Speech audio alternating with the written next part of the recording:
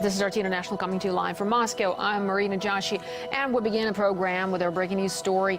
At least 9 girls have been killed and dozens more injured in a mortar attack on an elementary school in eastern Syria by Islamic State, and that's according to the Syrian Observatory for Human Rights. Well, I'm joined now in the studio by William Whiteman to discuss this in more detail. So, Will, what do we know about what happened? What more do we know, I should say? Well, I mean, what we know so far is that the attack took place in Deir Ezzor, in the southeastern region of Syria. Now, this is a very oil-rich area, and it's an area which ISIS, Islamic State, is desperately trying to take hold of. What they're trying to do, obviously, is they're looking to terrorize elements of the population who don't adhere to their doctrines. And obviously, it is worth noting that the school which was attacked was obviously a girls' school. From the information that we have so far, 9 girls have died as a result of the attack, and a further 15 were injured. This is according to SANA, the Syrian news agency. We spoke to the school's director, who had this to say.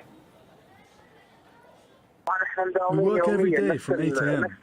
The group of girls are in gym class. The bombing starts at 8:20. In cases like this, we do all we can to keep them from harm. But this time, 9 girls were killed. The shelling came from ISIL-controlled territory. So it does appear as if they were deliberately targeting the school at a time in which there were people outside to try and cause the most collateral damage to students as possible. And now, as well as this, the Syrian Prime Minister has come out and made a statement saying that such crimes against schools will not deter us from educating the younger generation so that they can rebuild the country once the war is obviously over. So it doesn't look as if it's going to have any kind of deterrence in terms of the Syrian government educating younger generations so that more progress can be made. Well, absolutely, Will. Thanks so much for talking to us about this one. And right now, we can discuss this in more detail and talk to Marwa Osman, who's a political commentator. Marwa, thanks so much for joining us here on RT International. So, what are your thoughts on what happened? Do you think schools are purposely targeted in Syria, and if so, why? Well, obviously, they are being targeted for acts of terror, for inciting terror in the hearts of these young girls, especially girls who go to school. We have seen that before last month in Latakia, when a school for girls, a university for girls, was also shelled by ISIS. And now this unfortunate event in Deir Ezzor as well, with 9 children being killed, girls, because they go to school. I mean, the Sharia law that these people act upon is ridiculous. They are allowing these fighters, these terrorists, to mortar shell all kinds of civilians, whoever they are, these civilians, whether they are students, whether they are university students, or even young children. And even more than that, they have committed crimes against humanity in issuing certain fatwas about actually killing children and infants with Down syndrome and infants with congenital deformities. So that is just messed up at all levels. Well, Marwa, just looking at what happened in other incidents like this, how is this conflict affecting the most vulnerable in the country?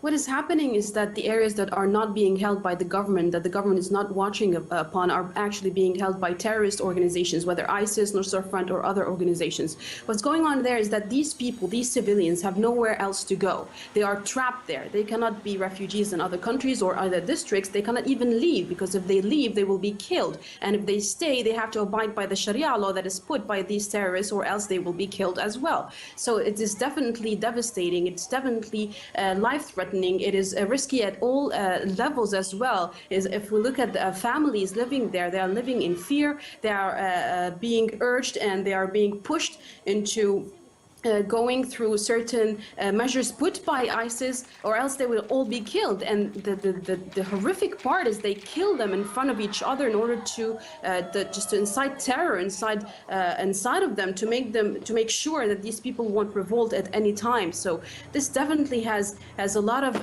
impact on all people, and not only in Syria as well. We have lots of areas which are put under or held under the ISIS control in Raqqa and Mosul as well, and in Iraq, where as I was telling you, Sharia laws are wreaking havoc in the area. They are giving, I mean, the fatwa that I told you about the infants with Down syndrome and with deformities, up till now, there are more than 38 small children who have already been killed by either lethal injection or suffocation because of this fatwa was declared. And this is according to activists who are in Iraq and especially in Mosul. So this is definitely devastating. Well, Marwa, let's now discuss the coalition fight against ISIL. How effective do you think it is? Well, first of all, you have to tell me which coalition you mean, because by all means, there are like at least 3 coalitions as we speak who are working above Syria. But if we are talking here about the Russian coalition, once the Russian coalition started acting and when Russia intervened back 2 months ago, we started seeing certain advances on the ground for the Syrian Arab army and for the Russian army as well, where they were taking over the oil fields that ISIS were in control of, which these oil fields were giving back revenues to ISIS for them to keep on getting arms and terrorizing people. So there, for the past 2 months, there has been a lot of developments, positive developments, for the sake of the Syrian Arab Army, of course. But yet again, if we look at other coalitions which have been working for more than a year now, let's say the U.S.-led coalition, they say that they have been targeting thousands of, they actually said, we heard the U.S.-led coalition saying that coalition forces curbed ISIS capacity in the export of oil by 90%, and that is because of some 9,000 airstrikes on Iraq and Syria in 1 year. Excuse me, I think that someone is not doing their job right. If 9,000 strikes just in 1 year, that there's just something wrong. These kinds of strikes, I mean, when the U.S. invaded Iraq back in 2003, 9,000 strikes were done in the first 48 hours. Who are they joking? So, I mean, they have to put on the ground certain goals to implement as soon as possible, because civilians are dying and no one seems to care. All right, Marwa, thanks so much for your analysis of the situation. Marwa Osman, political commentator, talking to us here on RT International.